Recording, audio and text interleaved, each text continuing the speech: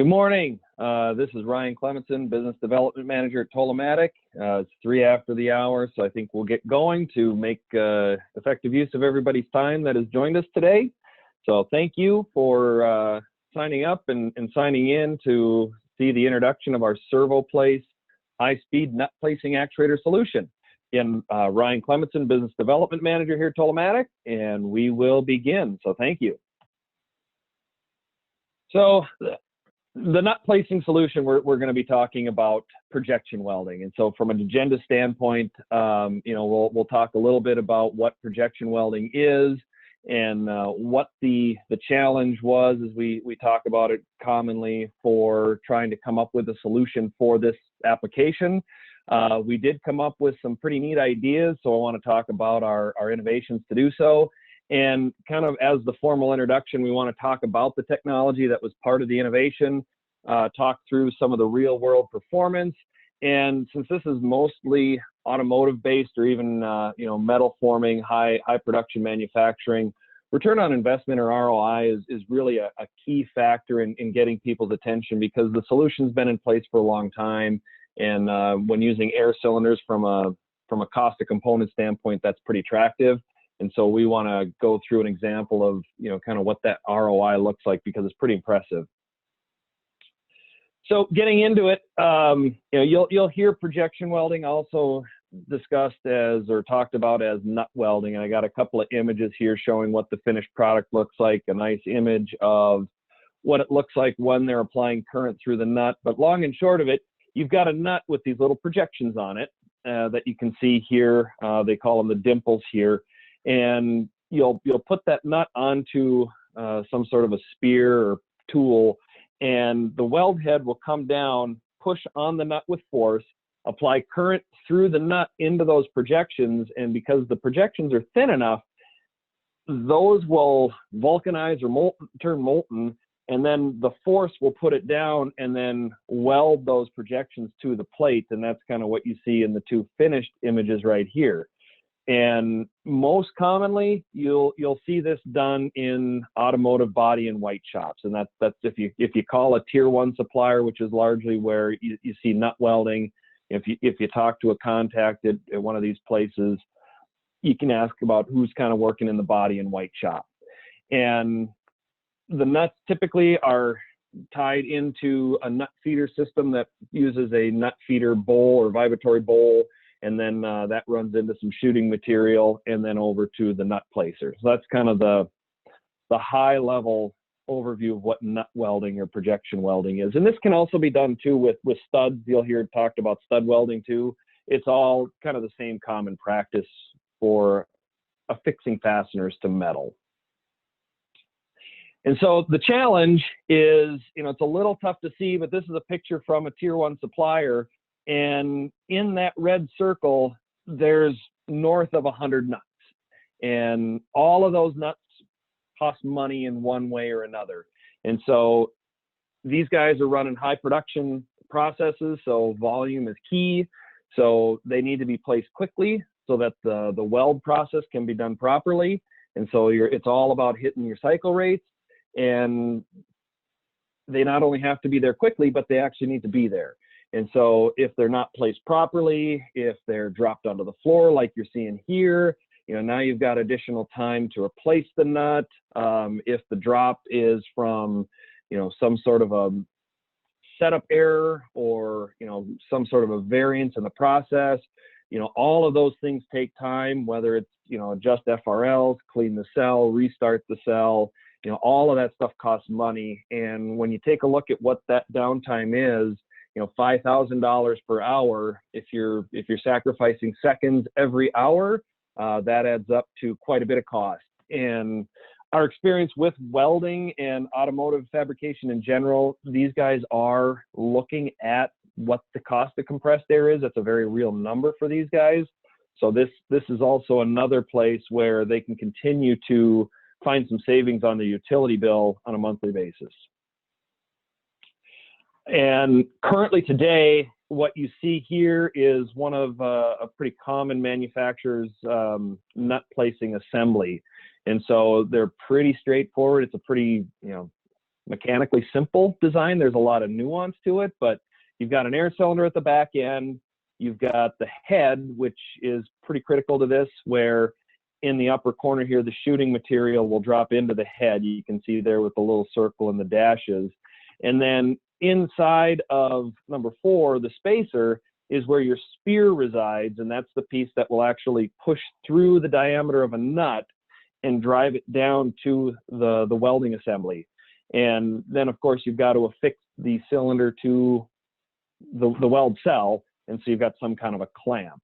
And so, you know, the nut head, the spear, the shooting material, all of those things are specific to a fastener type, whether it's square, round, what have you, whatever the diameter is or the thread type it is. So you will find that there's going to be some variation within a body and white shop for, you know, different fasteners, different vehicle types, but a lot of these places will most oftentimes use a lot of the same fasteners, so they'll try to have some commonality in the nut placing assemblies that they use, but there are some nuances to that.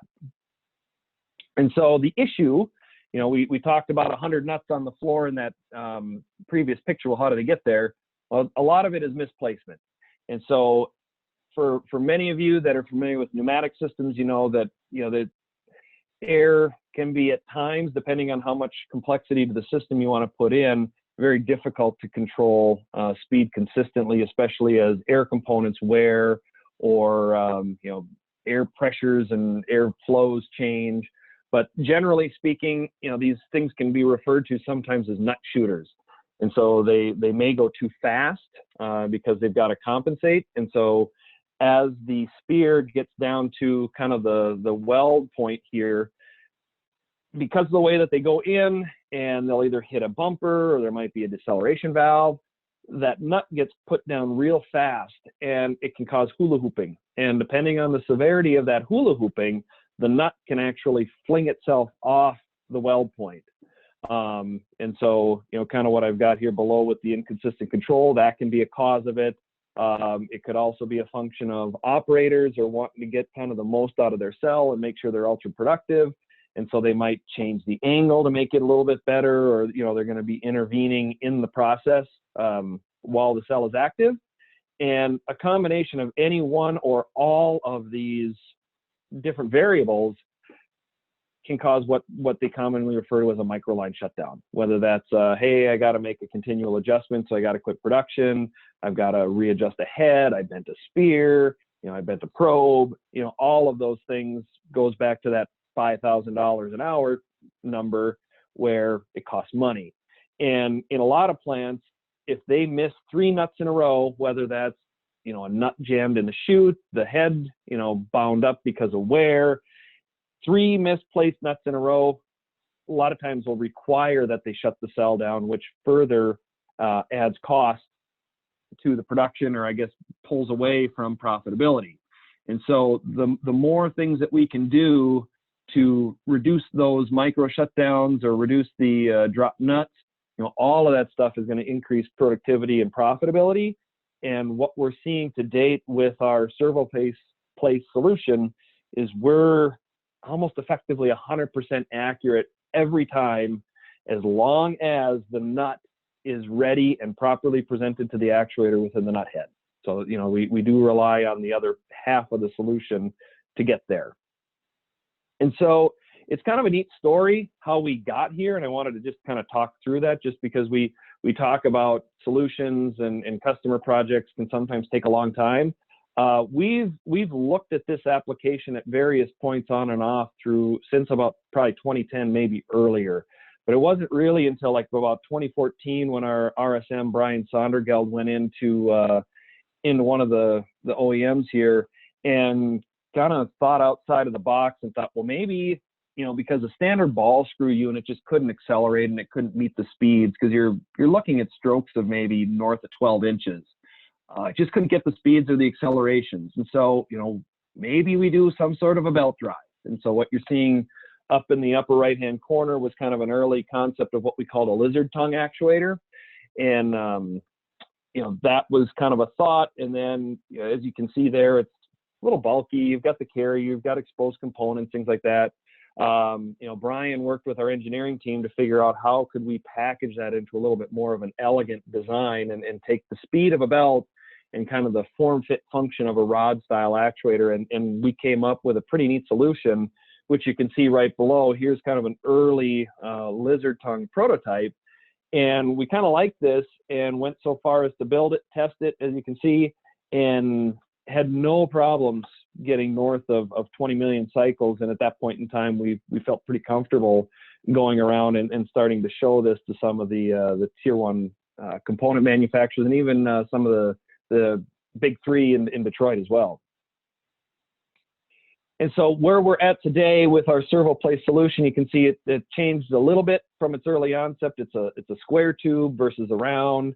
And then we've put our ACSI on there. And so the benefits of servo now is really where we're getting to a very accurate and consistent solution here, where, you know, a lot of you guys, or most of you on the phone today or on the Zoom call here with us, know that servos self-compensate, and that gives you huge gains in consistency and repeatability.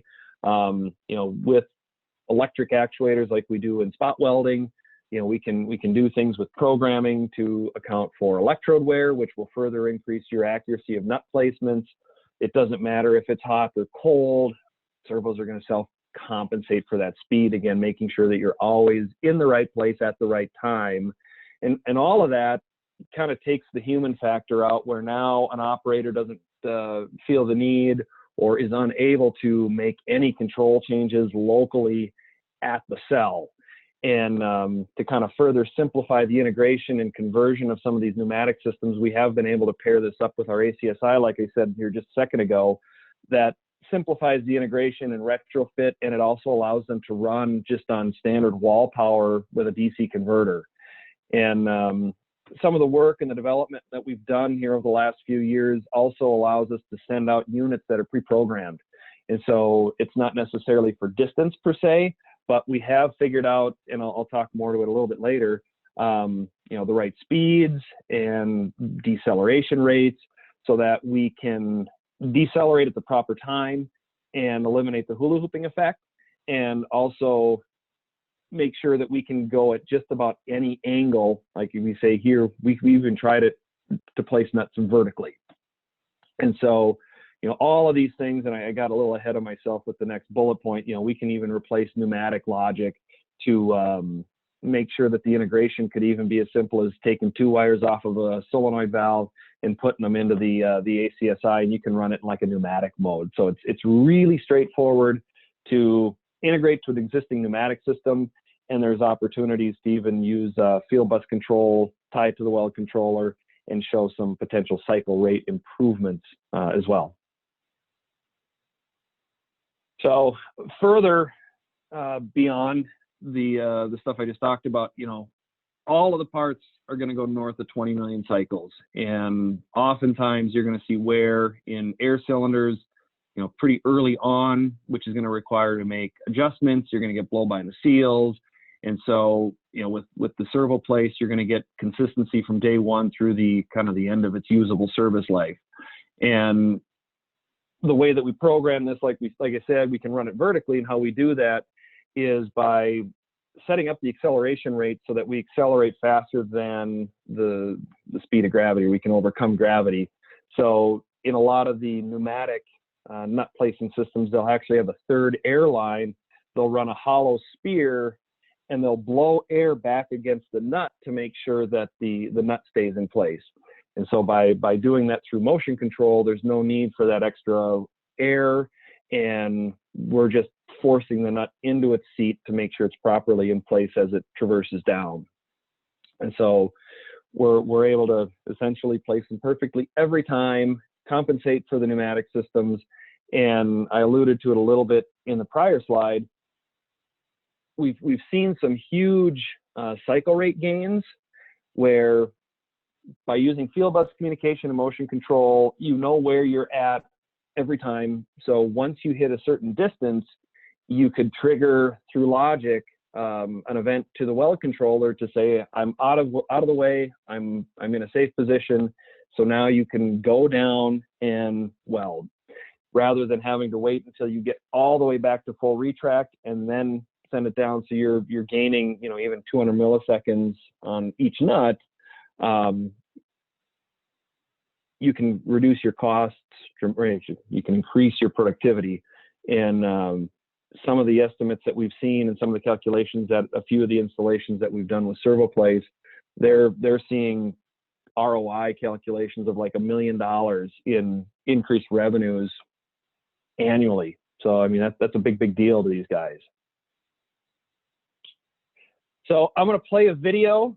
You can see right now, hopefully it's not too jerky, but the actuator went out extremely fast. That's at real speeds. And now you're going to see it come out again in slow motion. And you can see how it slows down just perfectly before it's going to hit that spear. And the nut does a little bit of hula hooping and just goes down nice and easy. And it's going to do that every time. So there, I played it again. I hope you're able to see it. And so, you know, we've sat there in front of customers and we put nut after nut after nut in there. And every time the nut goes into place. The other nice thing about this, and I didn't talk about it earlier now that I'm watching this, is the setup is significantly simpler than an air cylinder. You know, we've taken our demo unit that you're seeing here, we've taken it out of the box, we've mounted it into the clamp, and you know, usually I think it's an eighth up and an eighth over, kind of a general distance that they want to keep the two spears from, so that they don't hit or bend or anything like that. We've eyeballed this and kind of just gauged it and had it up and running and placing nuts perfectly inside of less than 10 minutes. And so, because again of the controlled motion, you do even get some latitude on how precise the setup and installation needs to be when you're putting a new installation in or replacing one.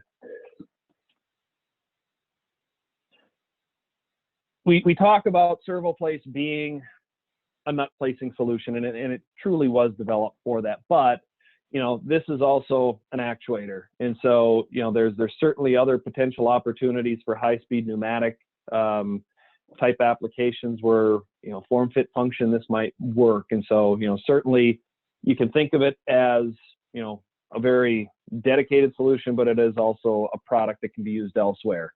And so, you know, we're talking speeds of 6 meters a second, which is pretty impressive. It's because of those rates and because of its capabilities, it is a very cost-effective alternative to linear motors. And, you know, it's a turnkey package from ToloTalks. So you're not having to figure out, all right, what motor am I going to use? What drive am I going to use? You know, we can do a lot of really good stuff with our ACS integrated drive controller. And again, it fits with our endurance technology. This thing is built to last, it's built to run. And so it's certainly going to be a reliable and robust solution in any application. So, you know, kind of in summary of the advantages, you know, and we'll get to it here in a couple of slides, but we're talking, it's not a year and a half, it's not a year, you know, it's really measured in weeks or probably, you know, in some cases even days. And we can decrease cycle time, we can increase uptime with kind of virtually 100% consistency in nut placing, and you kind of eliminate again some of the human aspects of keeping a pneumatic system running by getting rid of FRLs, tubing, stuff like that. We are also getting fewer components to fail, and so that is also a benefit. The changeover, you know, putting the clamp in there and setting the actuator up, you can do changeovers in minutes versus having to put a cylinder in, replumb it, set your FRL, set your regulators up. And so, you know, even in the event that you're doing preventative maintenance, should there have been some sort of a mechanical error that caused failure, you know, certainly changing these out is very, very fast. And I believe the first installation we did for live testing was actually at one of the big three in Detroit, and they completely retrofitted a pneumatic nut placer to electric in less than 2 hours. First time we'd ever done it. So, you know, that's pretty impressive. The other benefit that we saw during some of that testing is you do get further benefits of servo to the process control, and the fact that you get some predictive failure monitoring. And there was one case where an operator went in and was kind of adjusting and playing with it. Well, the spear, the long piece here that was pointing out, was bent, and the nuts were still getting placed, surprisingly, but they noticed that there was a current draw going up in the data that they were monitoring. And so that was a cause to go in and take a look and evaluate what was going on when they saw that in the data.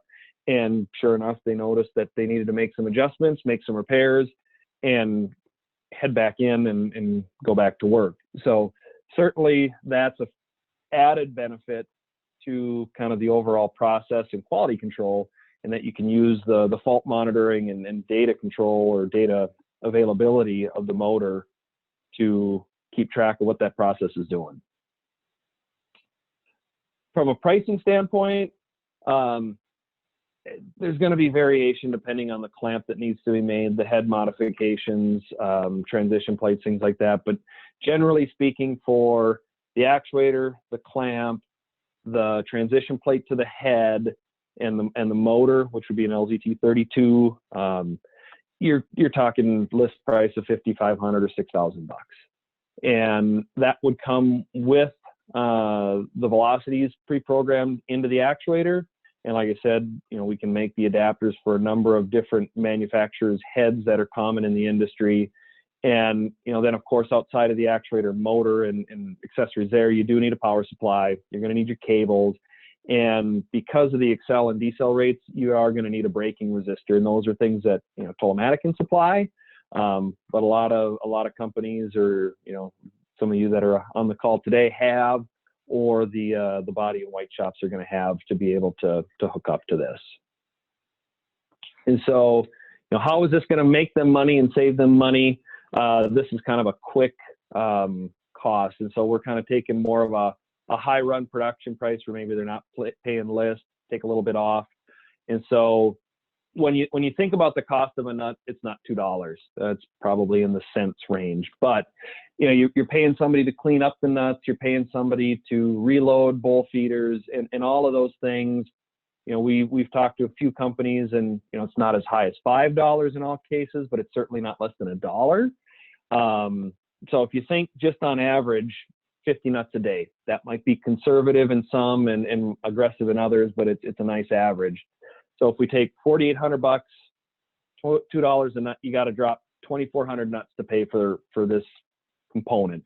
And if you're doing it 50 nuts a day, 2 months. So that's where you really start talking about days versus weeks. And a lot of these auto plants, they're looking for paybacks in minimum 12 months, try getting closer to 6 months. And so, these start to be pretty easy numbers to run. And let's just say they only drop 25 nuts. All right, well, now it's 90 days. You're still well under the 6 months. Well, let's just say you spend more on the actuator. It's still, you're talking days.